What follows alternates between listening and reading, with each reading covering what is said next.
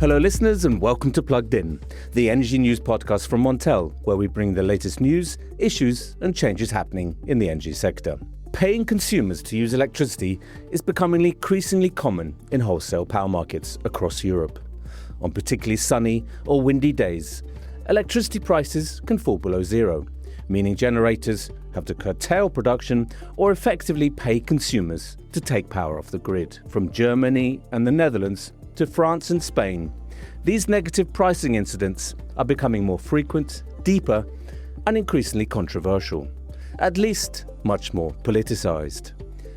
Critics argue they distort markets and scare off investment, while others see them as a vital signal in an energy system rapidly filling with renewable power. So what's really driving these price collapses? Is Europe building renewable generation faster than it can expand grids, storage and flexibility? And are negative prices actually proof that the energy transition is working exactly as intended? Montel journalist Caroline Payet has been following the growing debate around negative prices across Europe's power markets and joins the discussion as we unpack what's really behind these extremely low prices. Welcome to Plugged In, Caroline. Thanks a lot, Richard. It's a pleasure to be on the Plugged In podcast. Fantastic. We're talking about negative prices today. I mean, I did some research. I found the first instance, as far as I'm aware, occurred in 2012 in Germany, but they're becoming ever more prevalent. Now, for those out there who maybe don't cover or look at power markets, when we talk about negative prices, what exactly are we talking about, Caroline? Well, so in terms of negative prices, you know that of course we can't store power, so that's actually the big issue there. So when generation outpaces demand, that's the wholesale market still needs to balance supply and demand in real time, and so what happens is that price fall, and so negative price means that there is not enough demand, and producers are paying the market to take their power for that period of time. So that's what it means. It's really when there is too much supply and not enough demand. Perfect, Karen. So this really, we're talking about the wholesale market, aren't we? We're not talking about retail customers. You and me, at home. We're not getting paid to use power, are we? No, of course, it's going to be on the wholesale market. Yes, for sure. Yeah, this year has been a bit crazy, but we've seen a record number of hours with negative prices this year. And so just looking at the first quarter, some countries like Spain, for instance, saw almost 400 hours of negative prices, compared with 48 only for the same period last year, according to Montel analytics data. So that's a big jump, but it's something, that has been affecting every country in Europe. Just to give you an idea, in France, the number of negative hours in 2025 have increased by 45% compared to last year. And in Germany and Belgium, it's 28%. Spain, it has doubled. So it's really something that's becoming more and more common. And, as you mentioned, it was pretty rare before. So what's the main reason for this change then, Caroline? What are people saying? How have the power systems changed over the last 14 years to make it such a prevalent occurrence? So we know that these negative prices happen usually in the middle of the day, and that's when solar generation is very high and when consumption is the lowest. So you have the highest imbalance there. So what has changed is, we've built large fleets of renewables over the last years, and they all produce at the same time in the middle of the day mostly. So that will create sudden surplus. And yes, for solar, it's going to be in the middle of the day. For wind, it's less predictable because it depends more on the weather. But it was, we've built a lot of renewables plants, to reach our European climate targets. And it's a good thing because it's a way to phase out of fossil fuels, of course, and to have cleaner energy. And just to give you an idea again, according to our Montel's Clean Power Progress Index, so this is our latest report, which looks at the power sector decarbonization progress of countries around Europe. Europe added over 70 gigawatt of renewables last year, and nearly 80% of this is coming from solar alone. So that's a lot. That's a huge increase. Just to finish off, Caroline, when we're talking about negative prices, could you give us some indication of the range? I mean, sometimes we're just minorly below zero. Sometimes we go, in several hundred euro negative territory, right? Yeah. What has been very, very striking this year is the depth of the negative prices. So, as early of 26 April, maybe you've talked about this with your guest, Richard, but, prices fell below minus 400 euros per megawatt hour in Germany, France, Belgium, Hungary. And for the 1st of May, which was a bank holiday in many countries in Europe, prices hit the price floor of minus 500 euros per megawatt hour in Hungary, and it came close in France, Germany, Austria, and so on, a lot of countries. So the magnitude of those prices seems to have really taken a turn this year. But still, a lot of prices are around zero, are very close to zero as well. So we have both kind of prices, really. Caroline, thank you very much indeed for setting the scene for us for this week. You're welcome. It's a pleasure. To help us unpack why Europe is increasingly seeing periods where consumers are effectively being paid to use electricity and what that says about the future of the power system, I'm joined by two experts at the heart of the debate. André Boschart, Head of Analytics for Montel, a warm welcome. Thank you. And Anton Teidink, Policy Advisor, Electricity Market Design at TSO Tenant. A warm welcome to you too. Correctly, thanks. And thanks for having me. Yes, I'd like really to start by asking you, Andre. So we're talking all about negative prices, people being paid to use power. That obviously doesn't happen so much on the retail side, but it's certainly a wholesale market phenomenon that we've seen growing in, basically in more and more instances happening over the years. Now, in a recent analysis, you argued that weather patterns and renewable outputs were still driving most of these kind of negative pricing events rather than any sort of structural flexibility improvements. What do you mean by that, Andre? Yeah, so more and more I tend to think in three types of days that we can observe in the wholesale market.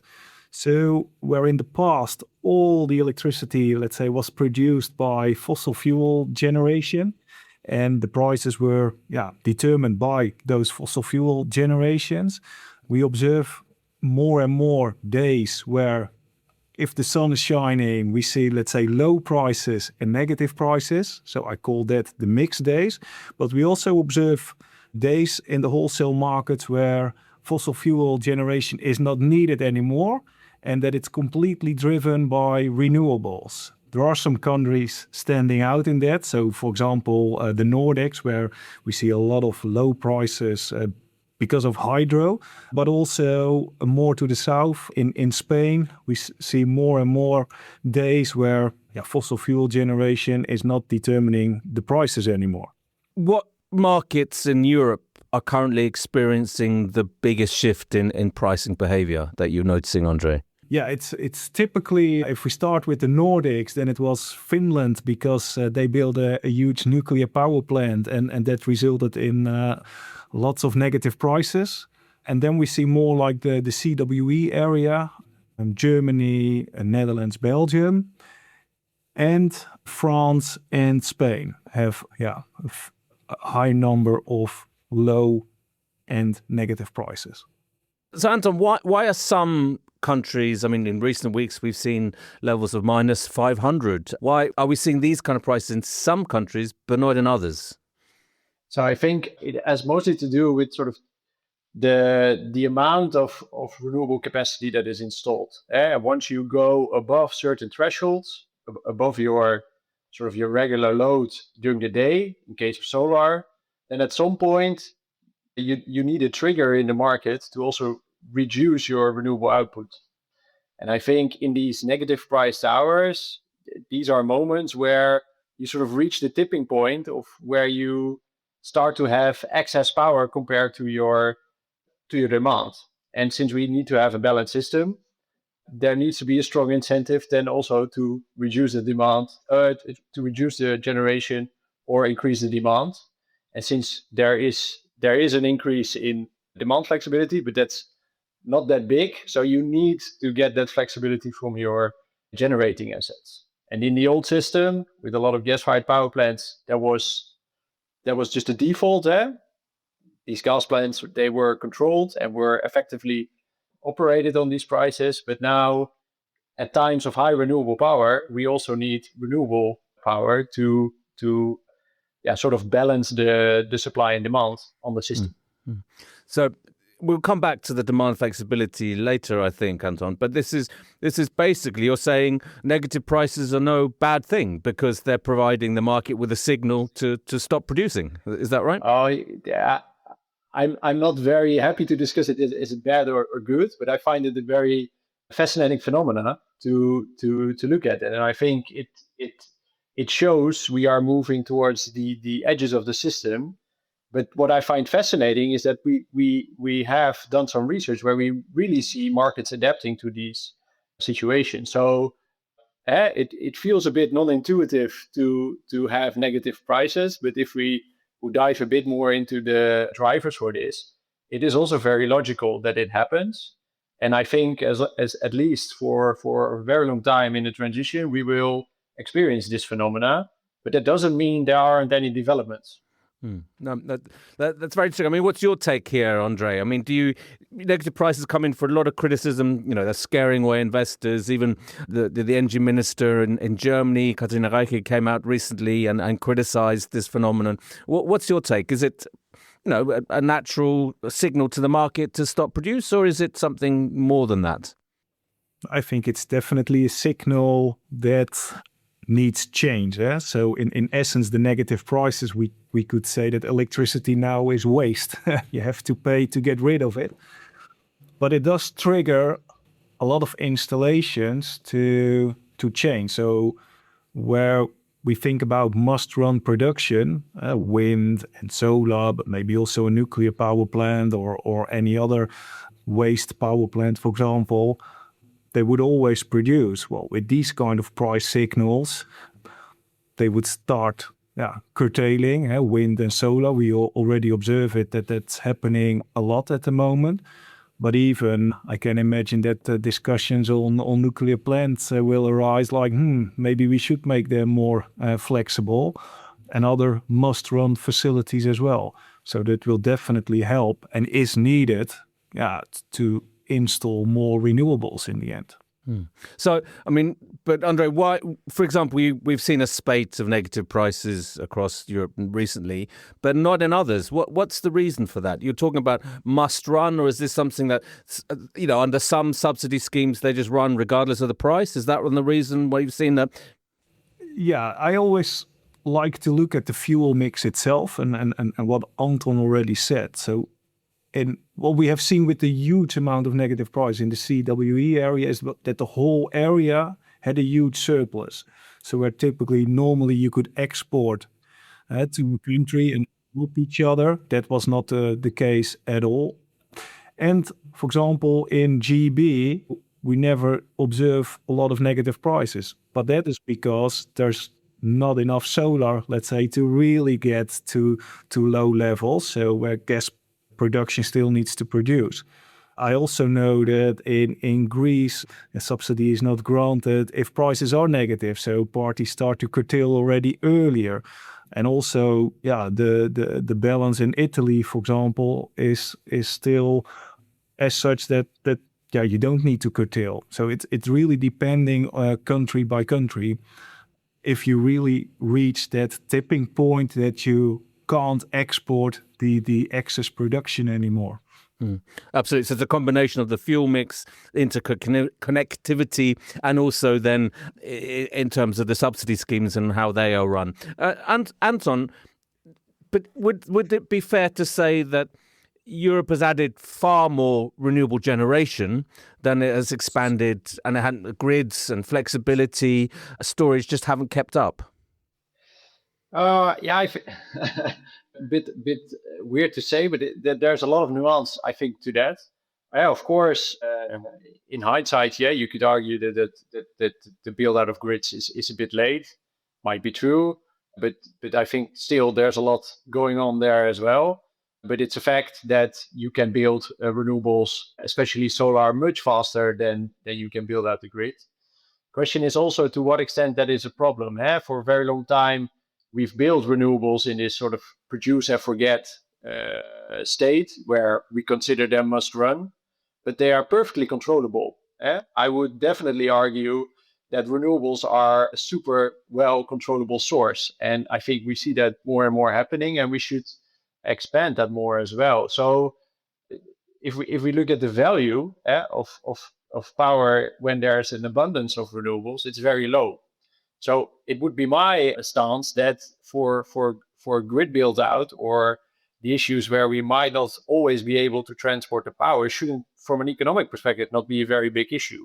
And from a technical perspective, also easy to manage because these sources are controllable. So yeah, there's a nuanced picture here, I would say. Absolutely. I mean, that's kind of what I'm putting it very simply here. I'm simplifying a bit, dumbing it down, if you like, Anton. But I think that's a sort of core element here that's maybe true. But are you also seeing that maybe renewable generators in your grid zone voluntarily curbing output, or is that happening more and more? Is there a shift in behavior? Yeah, so I think let's make the distinction between more commercial, bigger renewable power plants like offshore wind, onshore wind, and the larger solar farms. They are commercially run, and I think most, if not all, these plants are at the moment controlled in control centers for market parties, and that means they have the technical capability to also not produce when there is wind or solar available. And I think most, if not all, market parties utilize this capability.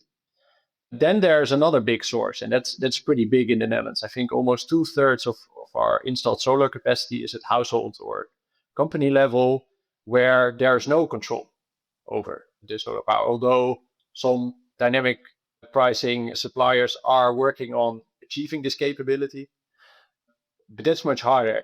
And they sort of also reach the threshold far above our typical demand. So the typical demand on a normal day in the Netherlands is around 15 or 16 gigawatts.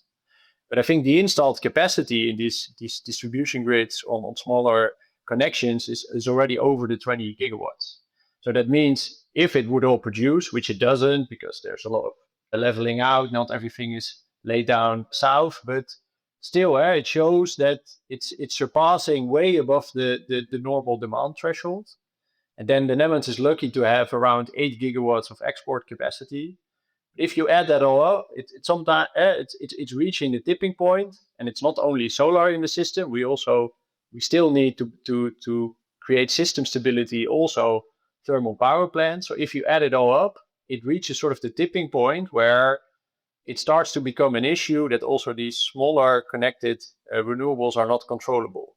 So I think the big step we need to set in the market, which suppliers are working on, but it's not that big yet, is to get controllability of the smaller solar assets and effectively manage them in moments where we might have an oversupply option in real time. Because I think obviously when it's sunny or windy in the Netherlands, it's also going to be sunny and windy in northern France and northern Germany as well. So even though if you have that interconnect capacity, that may not help you that much. But there's a strong correlation there indeed, and that's also showing that other countries pick up this increase in solar. So we get a very strong correlated, what André was already saying, a northwestern European market that is converging at times of high solar peaks. Yeah. So I'm hearing here, André, that we're wasting this electricity. We're losing control. What are the solutions here, André? Anton has suggested some ways in which that can be dealt with, but certainly the Netherlands, it's becoming quite an issue, is it not? Yeah, if you really would do a step back and would look at a yearly fuel mix, let's say, then you will observe that there is a complete mismatch in producing with renewables and the demand that we have, and then especially for solar. So we are in especially the northwestern part, we are producing in the summer with solar, and we need the power, the electricity in winter when heating up.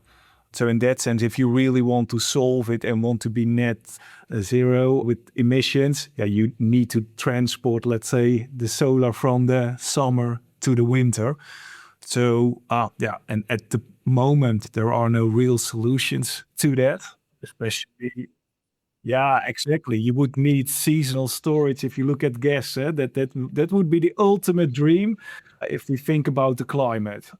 Yeah, then the way to do it might be a hydrogen production. Well, at the moment, that seems a bridge too far. We do not really observe a lot of projects over there. The other solution then is just to solve it on the short term, so that is curtailment, exports, reducing production, demand side response, and as well some storage with batteries. But I would maybe have a bit of a contrary view there. That I would say we need more curtailment. I had this idea once to write an article, embrace the curtailment, because I think if we look at the system, what we need to build is we need to, from a capacity perspective, we need to overplant solar and wind. But then it means that we create an abundance of that power for a couple of thousand hours in the year, where we have an abundance of renewables. But that allows us in other times outside of these few thousand hours to have much more renewable generation. So instead of viewing it as a waste when we curtail it, we should see the added benefit of added renewable capacity for all those other hours. And it's relatively cheap. And I don't want to wave away all the concerns about the business case of renewables, but we need, if we look at our scenario analysis, what we need to build on wind and solar, we need to enter that stage where we have thousands of hours of curtailment in order for the benefit for all the other hours to have much more renewables. And I think then the cheapest solution is not necessarily building more capex in batteries and other demand side response, which we should also do. But it's relatively cheap to do it with overplanting solar and wind. So, Anton, can I put it bluntly and say we should celebrate curtailment? Maybe yes, let's celebrate curtailment. Let's be excited about it. That would be perfect. But I mean, Anton, you know, do you think then in terms of subsidy structures and report the renewable support schemes, what kind of incentive, what kind of role do they play? Do you think they need to be revised, they need to be rethought or redrawn in terms of sort of the market design here? I think the basis is pretty good for the current renewable support schemes, but I think they're being revised on the whole European notion that we need to move to two-sided contract for differences. I'm not a specialist in that, but I think our current SDE++ scheme is relatively good. There is some critique also on how renewables are built on imbalances and to what extent that's really helpful. But it does. I think the Dutch mechanism does give incentives to also not produce. And I think that's the essence for system balancing, that you don't create incentives where it doesn't matter. You just produce and forget. So these are the things we want to get out of the system. So the basis is good, but it does allow for prices to reach this negative area. But it's not unlimited. The unlimitedness comes mostly from uncontrollable renewables and the need to still have thermal power plants providing relevant system inertia and other stability services for the TSO. No, absolutely. It's very interesting. I mean, I think, and what people have said, and it's very common to hear in the market, well, this is perfect incentive for batteries. This is to bring in that kind of element of flexible, these negative prices. People get paid to fill up their storage units, and then they get paid again when they have to deliver the power. Now, Andre, what is battery optimization reshaping market behavior or not? What's your take here? At the moment, not yet. So we can't observe it that it, with the few batteries that are in the system, that we observe changes. And that's also very clear with the recent developments that we still observe more negative prices and even deeper. of course, that might change in the future when we would have more batteries in the system, and that they really start to have an effect on especially the prices when discharging, that there they are competing with gas-fired power plants. And at the moment that they are pushing those out of the merit order, then you might have an effect. But that's also the moment where really saturation would start and business cases get less profitable. But that's still pretty far away in our view, because the megawatt hours that are produced with gas-fired power plants are still a lot if day to day, and are not that easily not needed anymore. So is that the answer, Anton? Is that just build more batteries?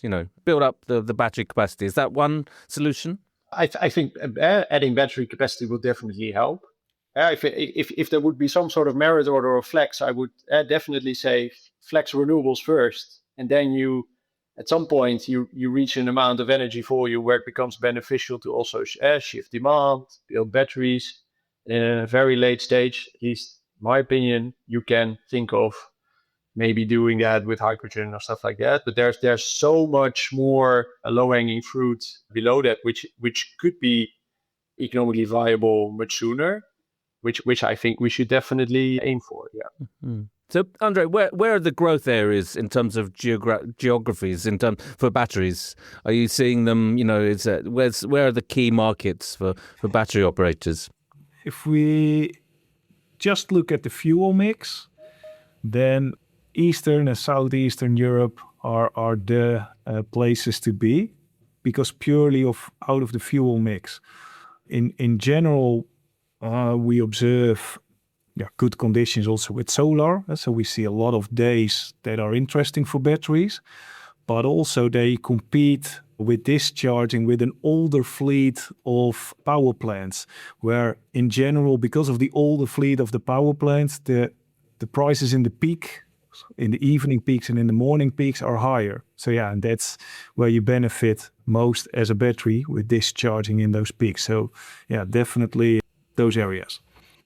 Well, the Netherlands, in essence, in this region, it has definitely a good balance. Let's say that there's a lot of solar. There are a lot of mixed days that are profitable. So in the area, let's say, of the CWE, then I would say Netherlands and Germany. Though Netherlands, with the higher grid fees, having an issue there on the transport cost.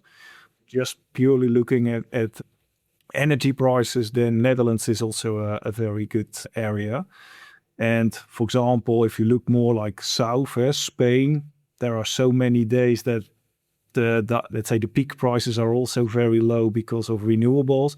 That's a less interesting area. The same holds for the Nordics, where everything, there is already a very nice storage, and that's called hydro.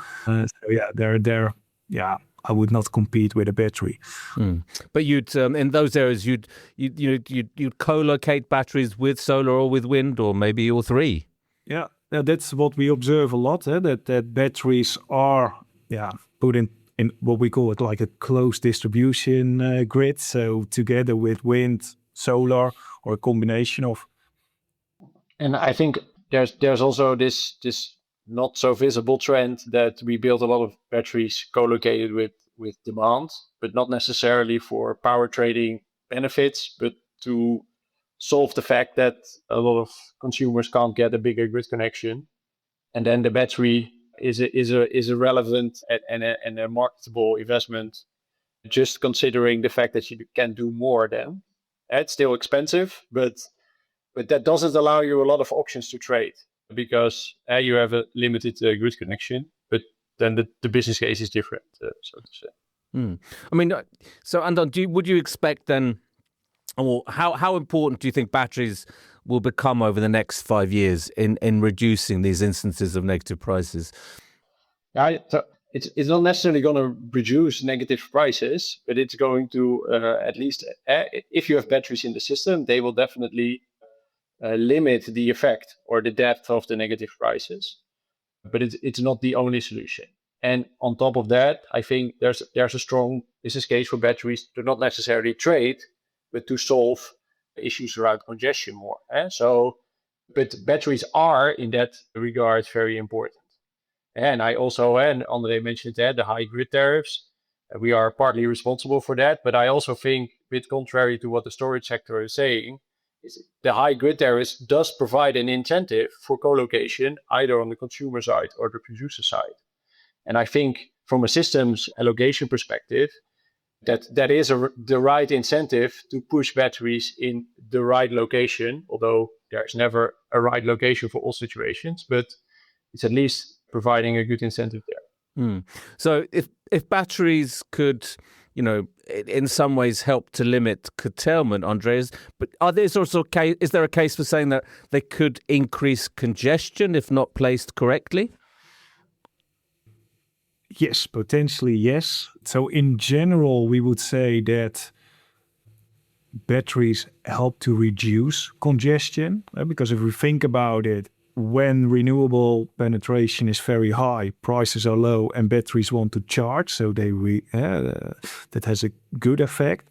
And the other way around, if the demand is very high, prices are high and batteries are going to discharge. But if we look a bit more at, let's say, the balancing or the quarter-hourly prices at the moment, there are moments that, although the load is very high in a quarter-hourly shape, shows also a moment that you would love to discharge even in a high price area. So in that case, they could potentially increase the congested area. I think what's typical in the Netherlands is that we will have this mix of solar and wind. But solar and wind are not located at the same locations. So we will get low or negative prices with high wind in the future, and what we see now with high solar. But that will lead to completely different power flows. So a battery located close to solar will have a totally different impact and a relief or an added to congestion depending on the situation. So I strongly believe that we should shift the conversation on whether batteries solve congestion towards how do we steer and control batteries. If we would only allow them to be dispatched according to system market principles, then they will both relieve and result in congestions. But as long as if we focus on how we will coordinate their dispatch or non-dispatch, also considering these grid issues, then we come to a solution where we could say batteries contribute to the relief of congestion, but just by default being a battery, they don't relieve congestion. Yeah, Anton, do you think that with all the congestion that we will still keep one price zone, or that we will get more price zones?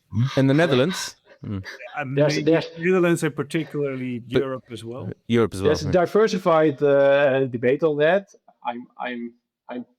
I can live with both scenarios. I'm more leaning towards we should not necessarily go to smaller price zones, but I know that there's a huge school of thought that really thinks we would benefit from splitting binning zones. There are definitely benefits in splitting binning zones for dealing with congestions, but there are downsides to it from a market design perspective. Maybe stating it different. So I think if I just look at the TSOs, you have like the balancing role of the TSO and the transport role of the TSO, and the balancing role has always been linked with ancillary services, AFR, FCR, also to more like the wholesale balancing role that traders do. Do you believe that now it's really like a bit of separated, the product of transport and wholesale ancillary service? Do you think that it should be more integrated in the future to solve the congestion issue? It could be that we end up there.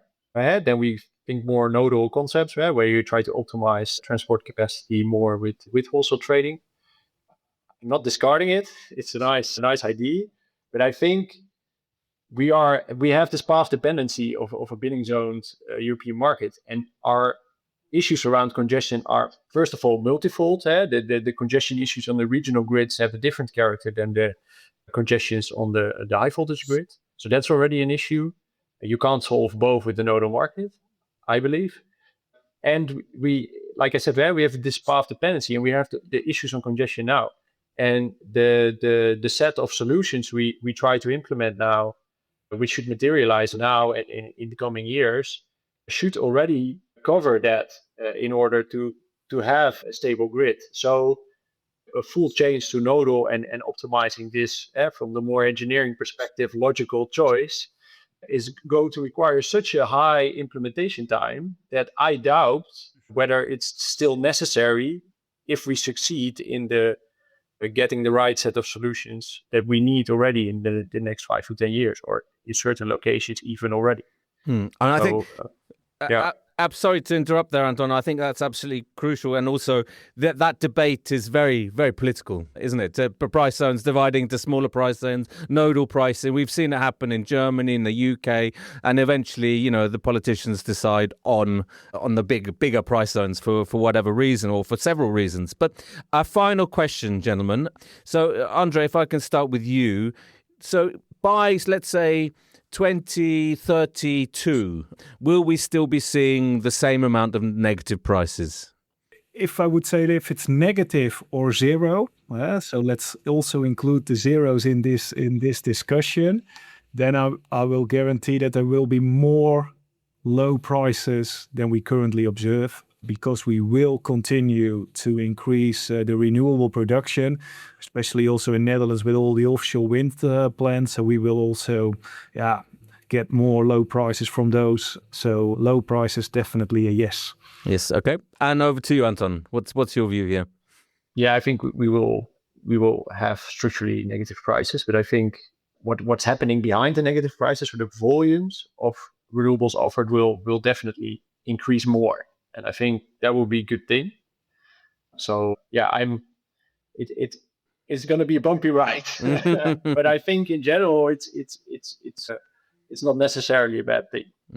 And one thing maybe is for certain, we may not see the depths of the minus 500 or the minus 800s, but certainly many more instances of such low and negative prices. But Anton and Andre, thank you very much for being guests on this week's Plugged In podcast. You're welcome. Thank you, Richard. And to you listeners, thanks for listening to this episode of Plugged In. If you enjoyed this discussion, please like, rate and follow to make sure you get the latest podcast episodes as soon as we release them every Thursday. We'd also love to read your reviews of the podcast.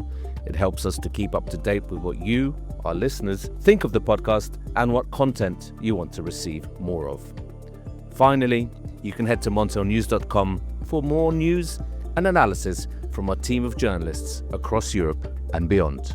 See you next time.